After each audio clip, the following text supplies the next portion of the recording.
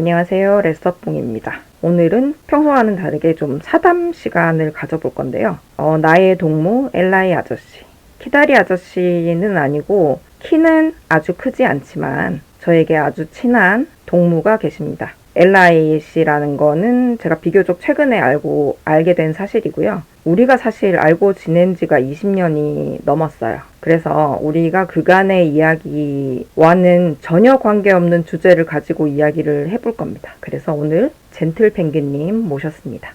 펭귄님 자기소개해주세요. 예, 안녕하세요. 저는 대구에서 태어나서 서울에서 살고 있는 젠틀 펭귄이라고 합니다. 집에는 와이프와 그리고 지금 좀 멀리 떨어져 있지만 제 딸내미 하나 있고요. 그리고 고양이 한 마리 같이 살고 있습니다. 제가 초반에도 말씀드렸지만 벌써 알고 지낸 지가 20년이 넘었더라고요. 네, 그렇더라고요. 네, 해가 가는 걸 모르죠, 사실. 이렇게 되돌아보기 전까지는. 그렇죠. 제가 대학생 때였고 그때 펭귄님은 사회인이셨고. 그렇죠. 제가 그때 이제 같이 봤던 후배분들을 뵀던 게 직장 생활하면서였기 때문에. 그쵸. 예, 그랬을 거예요, 아마. 네. 그때 저는 20대였지만 지금 40대 중반이 되었고 펭귄님은 50대 중반이 되셨어요. 초반으로 해주세요. 아직 초반으로 우길까요? 네, 초반이라고 해주세요.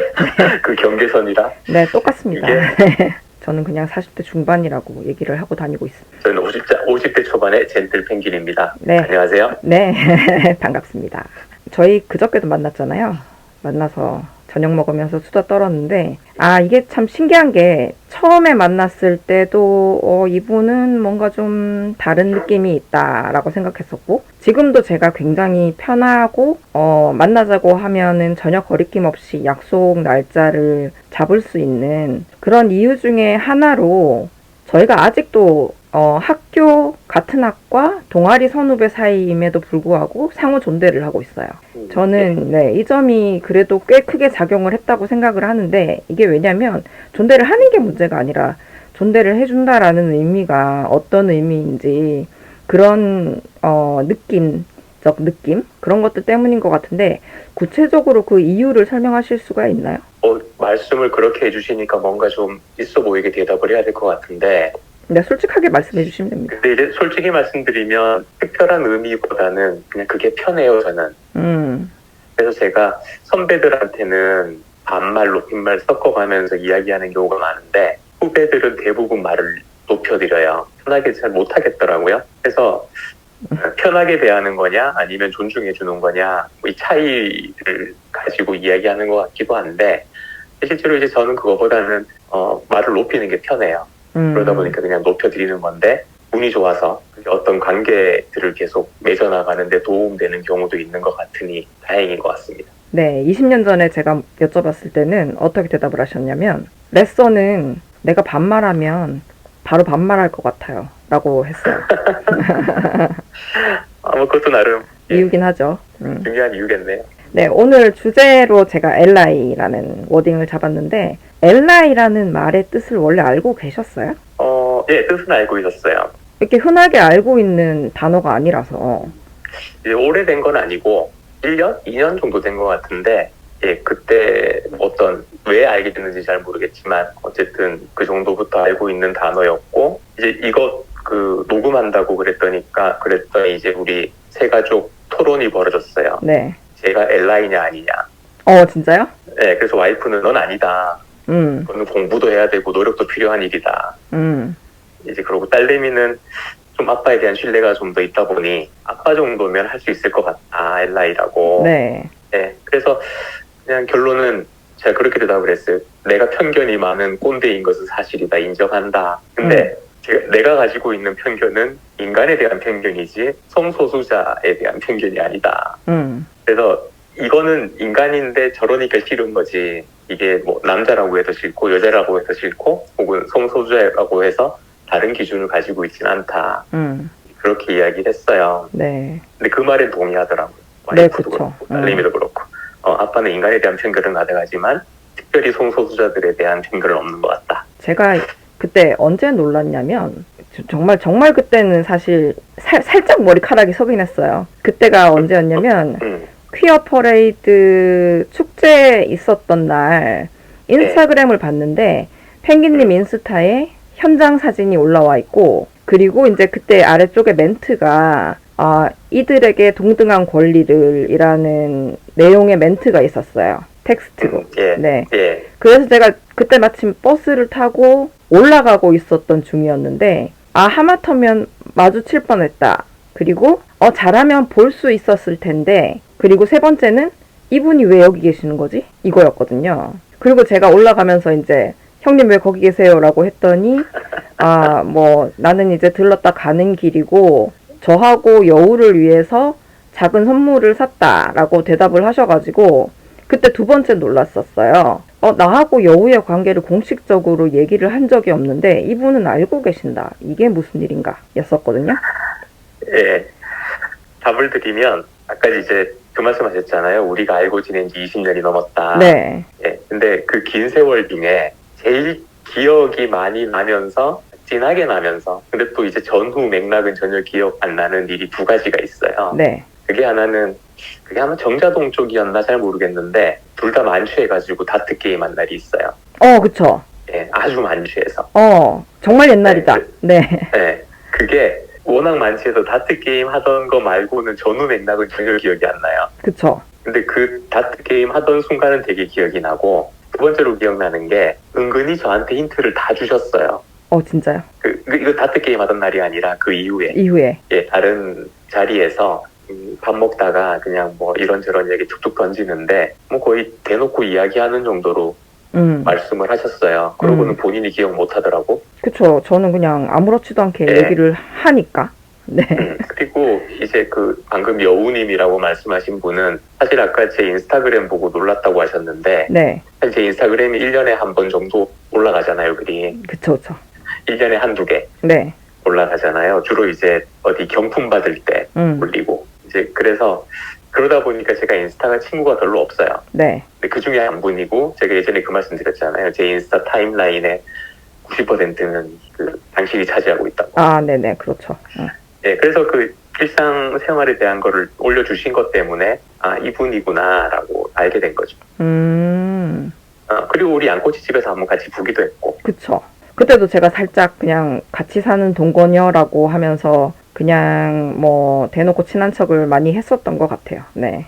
예. 근데 뭐 이미 그 전에 다 이야기 끝난 거였는데 그랬던 것 같고 그때 퀴어 축제는 사실 이제 그때 그렇게 가봤던 거는 그 알레미가 고3 때인데 요 몇 군데를 연합으로 해서 부스를 만들었었어요. 그랬죠. 네. 그래서 이제 그 부스도 가볼 겸 한번 갔던 거였는데 그날 오후에 그때가 토요일이었었는데도 제가 오후에 회의가 있었어요. 네네. 그래서 이제 회의 시간 맞추느라고 오시는 거 못 보고 먼저 왔고 딸내미가 다닌 학교가 약간 보수적인 학교였어요. 그래가지고 선생님도 좀 걱정을 하시고 우리도 약간은 걱정이 됐었는데 당일에는 되게 재밌었고 약간 내년 와봤으면 좋겠다 이런 생각을 했는데 제가 이제 올해는 출장이 있어서 못 갔고 그런 생각을 했어요. 이게 가족끼리 나오기 되게 좋은 행사 같다.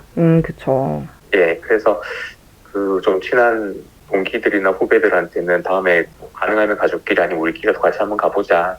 재밌다. 생각보다 되게 그런 이야기를 했었습니다. 상당히 재미있는 파티인 것 같아요. 그리고 이제 저는 거기를 참가를 한 게 이제 최근 2년 2번을 갔었는데 저는 편견이 사실 많은 사람이기는 하지만 처음에 말씀하셨던 것처럼 이게 뭔가 누군가가 어떻게 생겼다라든지 뭐 어떤 성별일 것이다라는 것으로 이제 선입견을 갖거나 편견을 갖거나 그러지는 않는다고 생각을 했는데 현장에 가보니까 제가 생각하는 것보다 훨씬 더 다양한 스펙트럼의 사람들이 있고 그리고 굉장히 즐겁고 편하게 거기서만큼은 편하게 자유롭게 이렇게 행동하는 모습을 보고 또 질서정연하다. 생각보다 질서정연하다. 그런 점들 때문에 저도 굉장히 좋은 행사라고 생각을 하고 있고 그리고 제가 최근에 이력서에 한 줄 추가를 한 게 인터레스트, 관심사 부분에 이제 패밀리 다이버시티를 추가를 하기 시작했거든요. 그래서 굉장히 다양한 모양의 가족이 있고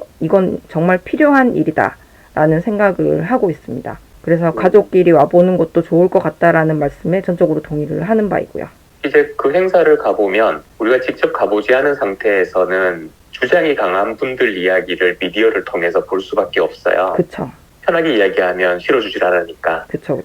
네, 그러다 보니까 약간 편견을 가지게 만드는 것 같아요. 좀 그런 게 있죠. 네. 근데 이제 현장에 가보면 사실 전혀 부담스럽지 않거든요. 맞아요. 뭐 되게 뭐랄까 동네 축제가 발달해 있지 않은 우리나라에서 그 어떤 축제라고 해도 가면 우리 가족끼리 놀거나 우리 일행끼리 노는 거잖아요. 그쵸. 근데 그 범위를 넘어서서 그냥 지나가는 아무한테나 반가운 척 할 수 있고 뭐 서로 호응하고 이렇게 하는 축제가 잘 없거든요. 맞아요. 근데 거기가 그렇더라고요. 그래서 그게 그런 점도 되게 좋았어요. 축제를 제대로 즐기셨군요. 뭐 짧고 굵게? 네.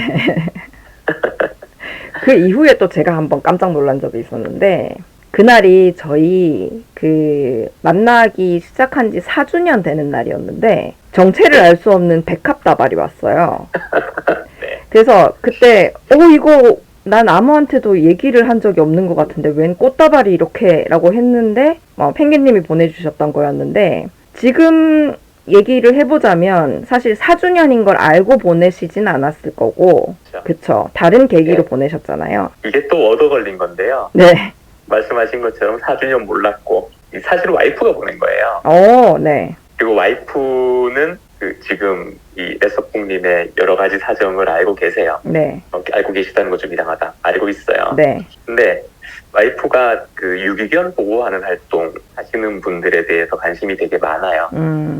그쪽 인스타그램이나 뭐 블로그 이런 것도 들어가 보고 하는데 거기서 자선 행사를 한 거예요. 네. 그 백합꽃이. 그래가지고 그거를 와이프가 두 사람한테 보내고 싶다. 그래서 어디 그랬더니 이제 한 사람은 저희 딸내미 진짜 고모. 고모한테 좀 감사하다는 표시를 하고 싶다. 그리고 또 하나는 이제 우리 레서뽕님한테 보내고 싶대요. 영광입니다. 근데 이제 딸내미도 그렇게 말해요. 이제 워낙 딸내미한테 잘해주셨잖아요.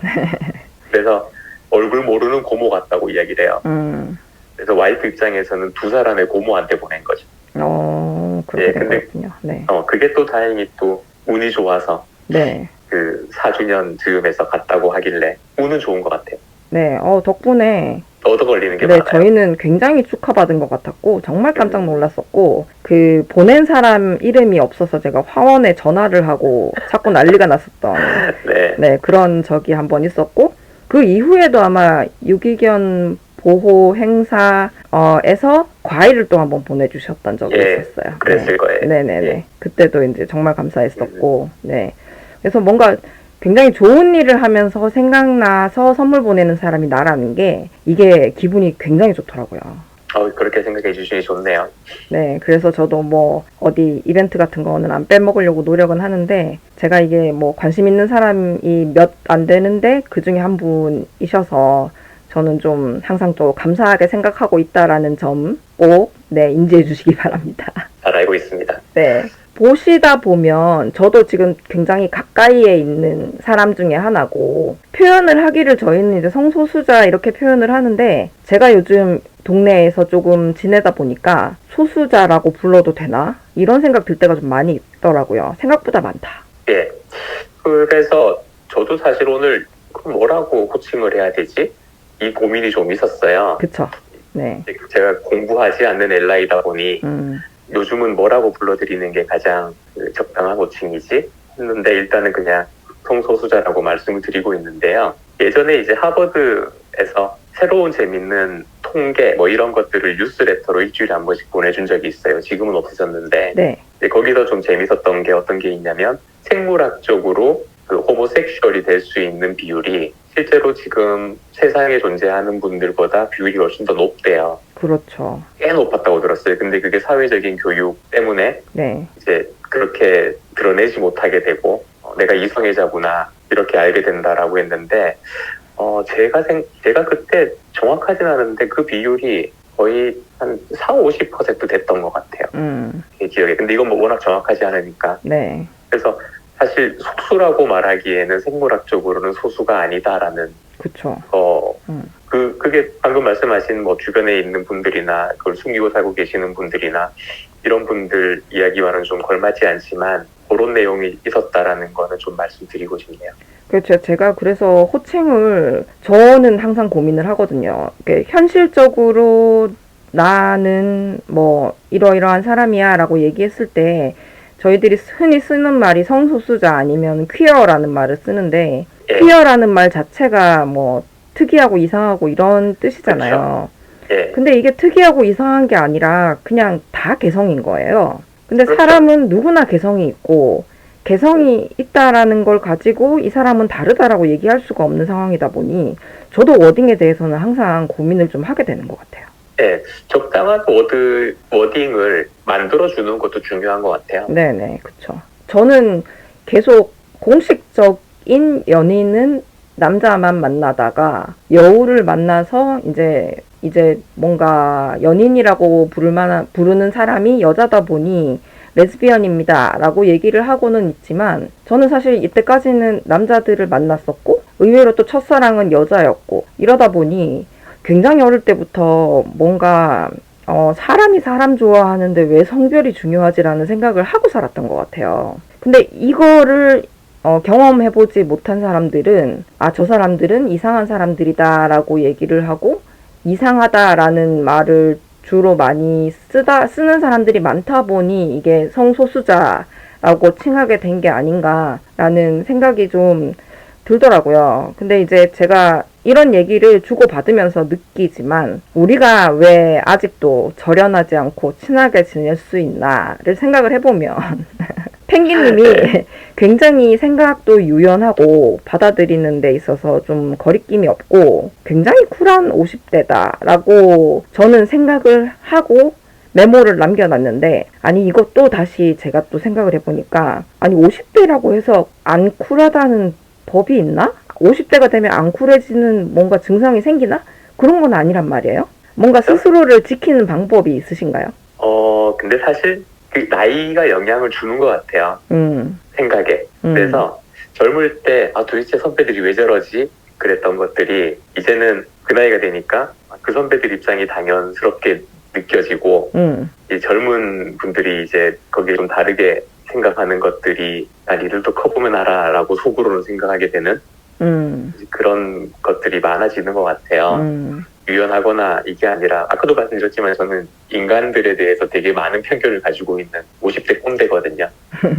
유연하거나 쿨하거나 해서가 아니라 만나서 편하고 이야기하면 즐겁기 때문에 친하게 지내는 거고 그건 것 같아요. 우리는 사실 제가 굉장히 싫어하는 그런 꼰대적인 측면도 충돌이 없었었고 저는 저하고 생각이 다른 점이 분명히 있었지만 굉장히 로지컬하게 대화가 가능했다는 점, 그래서 이제 뭔가 그런 계기가 안 생겼다, 저는 그런 생각을 하고 있었습니다. 다행입니다. 네. 그랬었어서. 네, 저도 다행이라고 생각하고 있어요. 이런 게 다 있어 이러면서 다시는 안 만날 수도 있는데 그렇게 생각할 수 있지, 이렇게 또 인정해주는 선배가 있다라는 거는 사실 좀 기분이 굉장히 좋은 일이죠. 네. 좋네요. 네. 그런 역할을 할 수 있어서.